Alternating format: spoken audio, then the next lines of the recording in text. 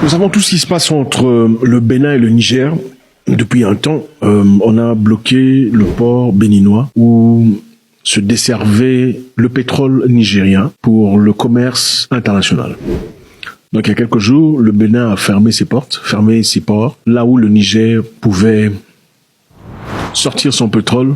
Vous savez, le Niger a un projet très grand, un projet énorme, pas encore complètement fini, mais un projet qui permet au Niger de vendre son pétrole à l'extérieur. Et comme le Niger est un pays enclavé, qui n'est pas bordé par la mer, on se sert du Bénin comme porte d'ouverture. Dans le passé, le Niger voulait se servir du Cameroun à travers Kribi pour déverser son pétrole à l'international. Finalement, ils ont opté de travailler avec le Bénin. Mais récemment, le Bénin a fermé ses portes, après que le gouvernement béninois ait jugé que le Niger n'était pas coopératif. Nous savons que la CEDEAO avait exclu le Niger quand le gouvernement a changé de manière drastique. Le Bénin aussi a fermé ses portes. Mais très récemment, le gouvernement béninois a décidé de renverser la vapeur en ouvrant ses portes. Mais ici, on voit clairement que le président n'est pas tout à fait content de la réaction des Nigériens. Et voilà la raison pour laquelle il a réagi ainsi. La situation qui prévaut actuellement entre le Niger et le Bénin, principalement entre les autorités nigériennes et les autorités béninoises,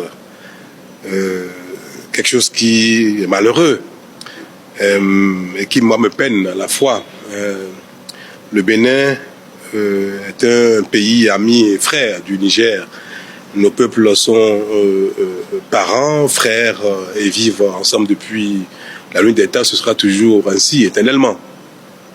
Si vous vous rappelez bien, le Bénin a été, par ma voix, a été l'un des tout premiers pays à plaider pour la levée des sanctions contre les pays qui ont été objets de coups d'État, notamment donc contre les autorités nigériennes.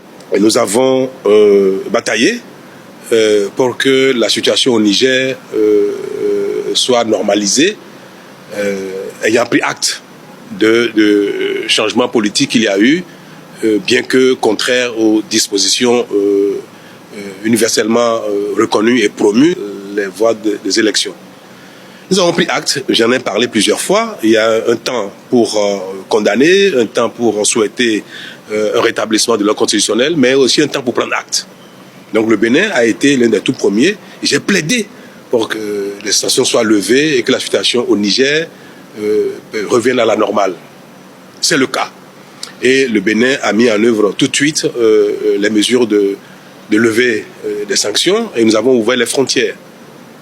Mais il est malheureux de constater que depuis, ce n'est pas le cas du côté des autorités nigériennes.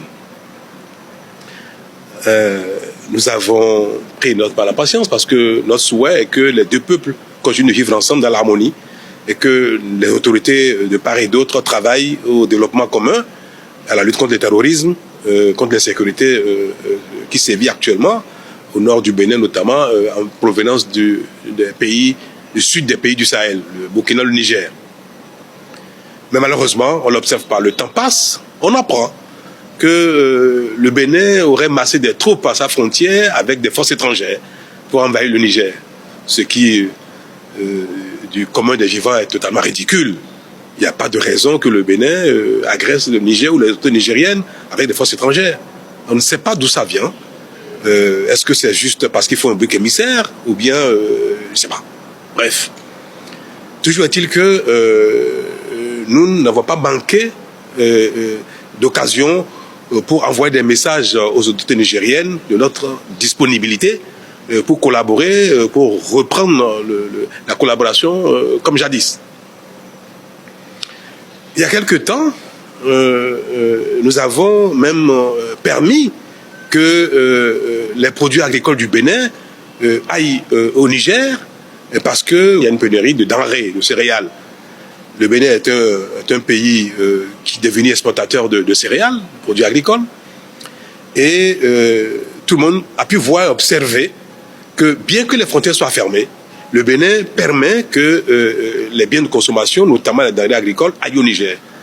Mais arrivé au pont qui a su le fleuve Niger, à Malanville, qui est le passage formel entre le Bénin et le Niger, la frontière est ouverte du côté Bénin, mais du côté Niger, c'est fermé. Ce qui est évident dans cette histoire est que quand vous fermez la porte à une personne et qu'après vous décidez de revenir ouvrir la porte, ce n'est pas tout le monde qui accepte d'y rentrer très facilement. Alors, le bord du fleuve est devenu le champ de trafic d'échange de biens, et des grosses barques chargent les biens à partir du Bénin, les denrées, le mil, le sorgho, le maïs, le riz, pour traverser la frontière.